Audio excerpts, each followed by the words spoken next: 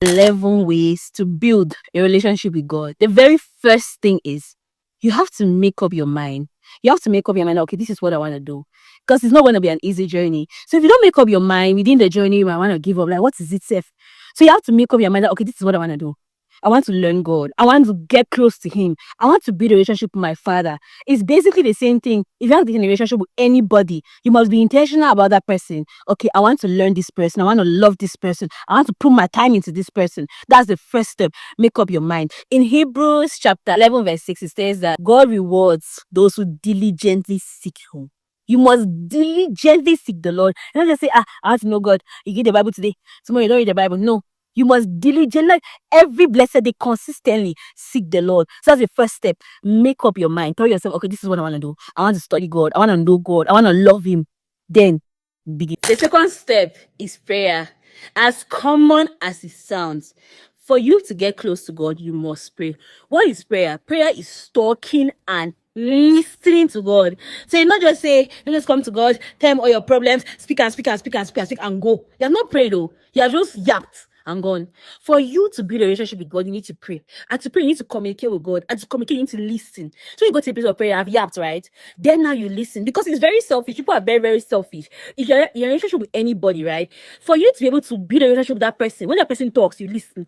When you talk to the person, listen. But if every time you come to talk to the person is always talking, you don't say anything, you don't say how you feel, how the relationship grow, you'll feel like it's one-sided and you will not be intentional about the relationship. The other person is always the one talking. So for you to build a relationship with God, as the same way you're building a relationship with a person, a girl, a man, whoever, the person talks, you listen, you talk, the person listen. It's the same thing. When you go to God and yap, allow God to yap.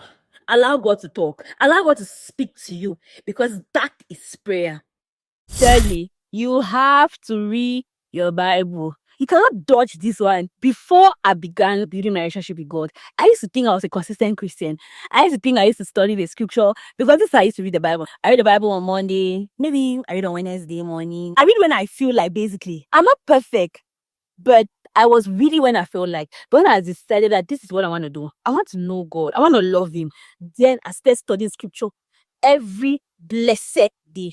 It was not funny. It was not easy. Some point I was not even getting results. I was not hearing God. I was not feeling any. You know, this is like I used to feel His presence. All this.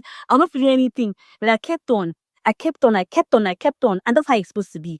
When you want to know God, you must study His word. The Bible is the only book where you have the author and his book present. So when you're studying God's scripture, when you go the first day, the second day, the third day, you know, you will not experience anything. But you know God is a very kind God. He will come and speak to you. So as you're studying His scripture, you're learning His words, you're learning His ways. So if you want to know God, you need to learn His ways, and you can learn His ways only via His word. So you study His word daily, diligently, unfailingly, morning and evening, or even within the day, whenever I have time. But make sure that one day does not skip that I don't study the word of God. If you know how to worry, you definitely know how to meditate. Fourth way, you have to learn to meditate.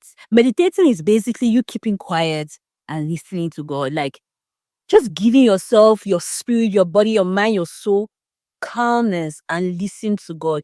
If you know how to worry, you definitely know how to meditate. So basically, meditation is sitting and thinking on particular thing for a very long time. For example, if you have a problem, you have financial issue, you're like, God, I need money for this. I need money for this. I need money. You think on it and think on it and think on it. And worry is worship. If you worry about something consistently, you're worshiping. That's the same thing. So when you meditate on His word, meditate on what He says, you're worshiping the Messiah. Take out time within your day. Sit down quietly for 30 minutes. You have to empty your spirit, empty your mind, and listen to what God has to tell. If you want to get close to God, you must fast.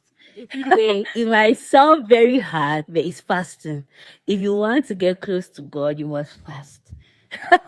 It's hard. Even for me, it was hard, but you have to fast. Fasting has a lot of benefits, not only physically, but those benefits it has physically, it has way more spiritually. You have to empty your body. You have to starve your flesh to be able to hear God, to get close to Him, to nail your flesh to the cross daily, to be able to get close to Him. So you must learn how to fast.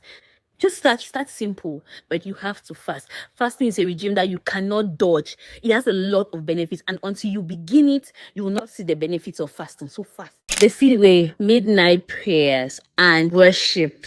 That what they call key times to pray. 12 midnight, 3 a.m., 6 a.m. You have to sacrifice that sleep. You need to choose what is better. Do you want to know God or you want to sleep? You have to choose one. It is something that you must go through. It is difficult, it is painful, but God really sees your heart. When you're intentional about something, He's gonna wake you up. There were times when the Holy Spirit woke me up, like, okay, hey, Harris, we have to get up. Every 12 minutes I was getting up. The Holy Spirit really helped me. There were times that I had to put an alarm to wake up. So you need to just be intentional about God. You need to wake up. 12 minutes is very, very special because apart from the fact that these are key times, it is very, very quiet, silent. You just have the time with the Spirit out of the noises of the world. So you have to learn to do midnight prayers, wake up in the night, worship, speak in tongues, just begin to pray and speak to your Father. Wake up and pray. You have to do that sacrifice. If it does not pinch, you will not grow. You will not see the use. Until it pinches you, then you know that, okay, you're sacrificing something for God. Your sleep or your relationship with God, you have to choose one. The seventh way, you have to worship. Play those songs. When you sing, you're praying 2 times, you need to worship.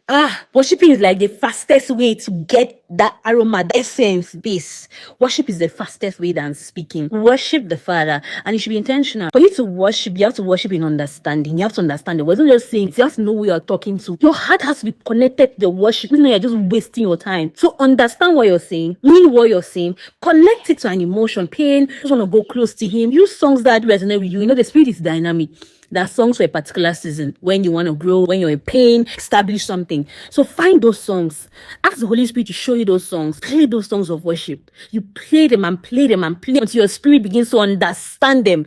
And I say that's the fastest way to just escalate, that dimension. So worship.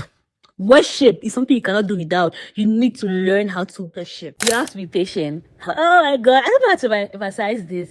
You need to be patient with yourself and you need to be patient with God. If you want to sincerely get into a relationship with somebody, let's say a romantic relationship, you don't just expect that after 1 week of talking, you are already close. Is that the same thing? No. If you want to build an intentional relationship with the person, after 1 week of talking to the person, you just trust the person. It's the same with God. It's a calm person. It's a judged person. It takes its time.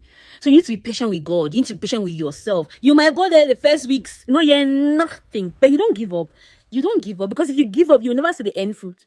So you need to be patient with God. It takes time. It took time for me. It took a lot of time for me. God is faithful. He comes through. When He sees your heart, He sees that you really want to see Him. He rewards those who diligently seek Him. So you have to diligently seek the Father. You cannot be having sex premaritally and tell God that you want to go close to Him online. Give up coping mechanisms. Yes. When I say coping mechanisms, I'm trying to quote sin. You have to give up sin. You cannot tell God that you love Him or you want to go close to Him, but you're still sinning. You're lying to yourself and you're lying to God, and you cannot lie to God, right? When I say coping mechanisms, I mean things like pornography, maladaptive daydreaming, anger, jealousy, gossiping, fornication, which is the most common, adultery. You cannot be having sex premaritally and tell God that you want to go close to Him. You're lying. There's a difference between sincerely struggling with a sin and enjoying it. There's a difference between I want to do this sin and I don't feel any conviction, and you do a sin and it haunts you. So there's a difference between struggling with sin and you enjoying sin. There's a big difference. You cannot say you want to go close with God and you're still in sin. You have to give up those coping mechanisms, because every sin that you do is a coping mechanism. Fornication, porn is a coping mechanism for loneliness. Smoking, they're all coping mechanisms. So if you want to get close to God, cut off coping mechanisms. Read prayer books recommended by powerful men of God, powerful women of God. One I'm currently reading and is blessing me so wonderfully is The Purpose Driven Life, written by Rick Warren, I think so.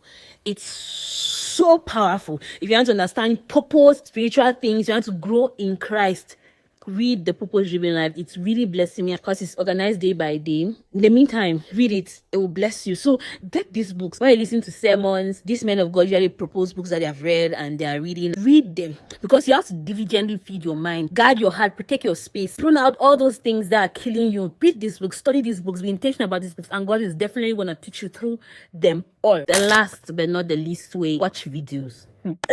I cannot overemphasize on this because it has blessed me 100 times over. You need to watch videos. There are powerful men of God. Some people that have really blessed, and I advise you to go check them out. Pastor Arome. That man has taught me a lot. Apostle Joshua Selman, Pastor Nat, Pastor Christy Bature, Pastor Irene, Pastor Dunson, Pastor Femi Lazarus, Pastor Kesiana. Everyone get out of him. He is so good.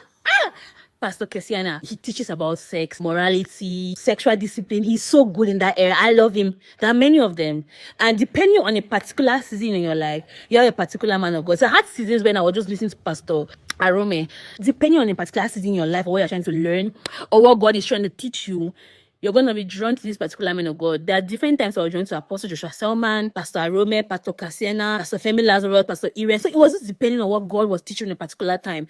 But what I can tell you is you need to watch these videos. And you don't just watch like passively, like if you see it on your Fibe, you watch it. No, you need to go and check for it. Literally, you need to go on YouTube.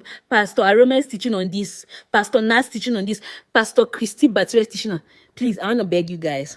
Pastor Christy Bature has taught on sex. God, I beg you, go and watch it. I think the title is Things to Do Before I Say I Do, something of that song, around those lines.